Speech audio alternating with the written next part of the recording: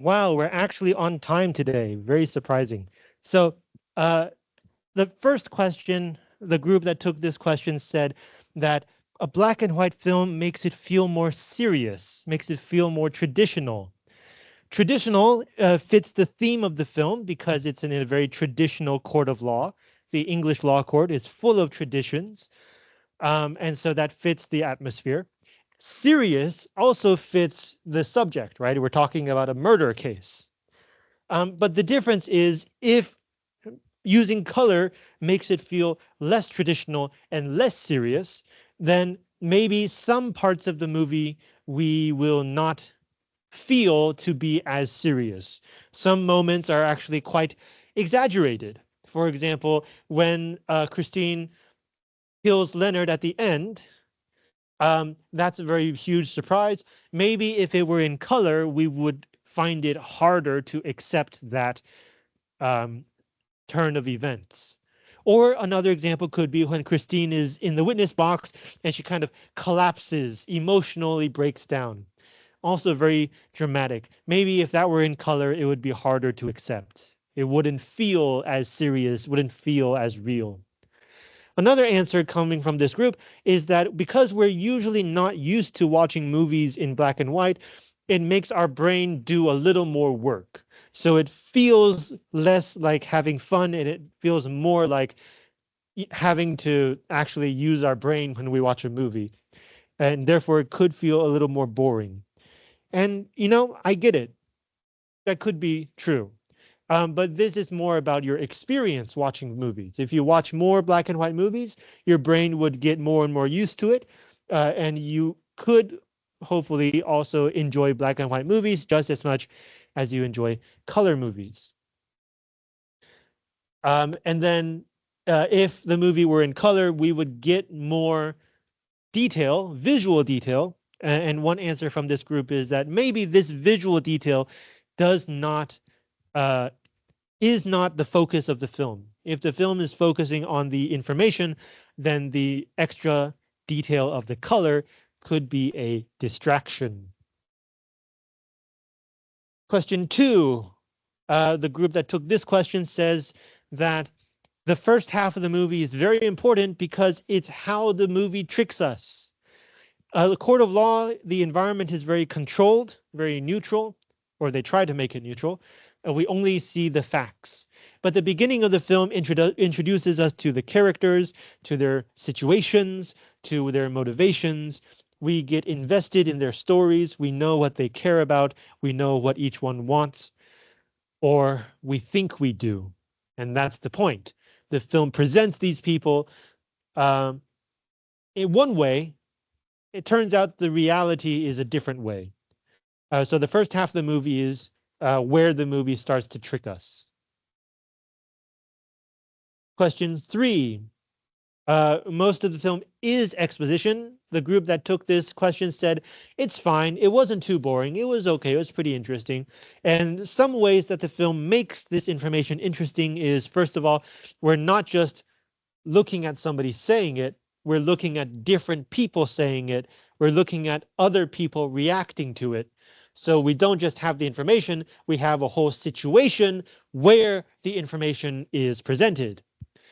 Another answer here is that the camera helps us as well. Sometimes it follows this person. Sometimes it focuses on that person. So again, we're not just listening to pure information here. And finally, because all of this information is for a very important purpose, it is to help us decide whether the guy is innocent or guilty. So from the beginning, we already care about the details. Even if we don't remember the details, we at least have the impression, is this possible? Does this timing match? Could this be true or not? So even if we don't remember the details, we remember the important parts. Question 4, the monocle test, the group that took this question says, the assumption seems to be that if you shine a bright light at somebody, you can see how determined they are to tell their story. And if they are very determined, Sir Wilfrid thinks that they are more likely to be innocent. And if they are not very determined and they hide from the light, and the light seems to be very distracting, then Sir Wilfrid thinks that they may not be telling the truth. Turns out that's not always true. Someone could be very determined to lie. Another person could be telling the truth and just really not like bright lights. Um, so that's yet another way that the film tries to trick us, and tricks Sir Wilfrid too. Question 5, gender stereotypes. Yes, the film does use gender stereotypes. This group gave the example of Christine, who, when she's first presented, seems to be unusually serious for the wife of a convicted or for the wife of somebody who is thought to have killed someone. So that immediately makes us kind of not trust her. And then later on, her performance on in the witness box also makes us distrust her, playing into the stereotype of the distrustful, uh, unfaithful wife. But the same stereotype is subverted at the end when it turns out she does everything to help her husband, someone that she still loves very deeply. Whereas for a man, this group gave the example of Sir Wilfrid. At the beginning, for gender stereotypes gave the example of Leonard. He is accused of killing someone, and the stereotype is we don't trust people who are killers. And turns out that's true. He was lying through his teeth the whole time. So that does fit the stereotype. As for the subverted stereotype, this group gave us Sir Wilfrid. At the beginning, he looks like a crabby old man. He calls himself an angry old man. But by the end of the film, we see him passionately wanting to defend Christine, not for the money, certainly not for his health. His doctor doesn't want him to do this, but because he believes that she's innocent, he believes in the law, he believes in justice. Turns out he's not just an angry old man, he's also a passionate old man as well. So that goes against his own stereotype. There are many other examples in the movie. You can say that most of the main characters in this movie seem like they fit a stereotype, and that's how the movie tricks us as well, by showing us that in fact in many cases they are not actually the same as the stereotype. Question 6, the group that took this question says maybe Sir Wilfrid was thinking if Leonard really is innocent, then no matter what he says, what Wilfrid says would not help Leonard very much, whereas if Leonard is continually attacked by the prosecution, then even when Leonard becomes emotional, if he still says the same story, he is more trustworthy. So in fact, making Leonard angry and desperate would help him as long as he doesn't change his story. And emotionally, that does make sense. But logically, turns out somebody could stick to their story no matter what because they're lying as well. Doesn't always have to be the truth. This is very important. In the real world, just because somebody is innocent does not mean that they will be the perfect defendant. Innocent people change their memories. Innocent people are pressured into giving up. Innocent people do strange things sometimes. So, like all of the stereotypes in this film help to remind us just because somebody looks innocent or feels innocent or behaves innocently does not mean they are actually innocent. And that is true for real life as well.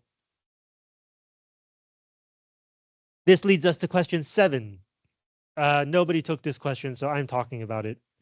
Sir Wilfrid is saying, by manipulating everybody, Christine is treating the law as a joke.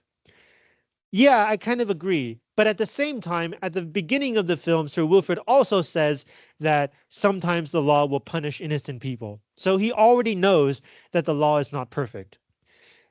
Therefore, the more logical way to think about the law is as a set of rules that you can learn and use to your own advantage. Hopefully, those rules make it more likely for guilty people to be convicted and innocent people to be set free, but it's not guaranteed.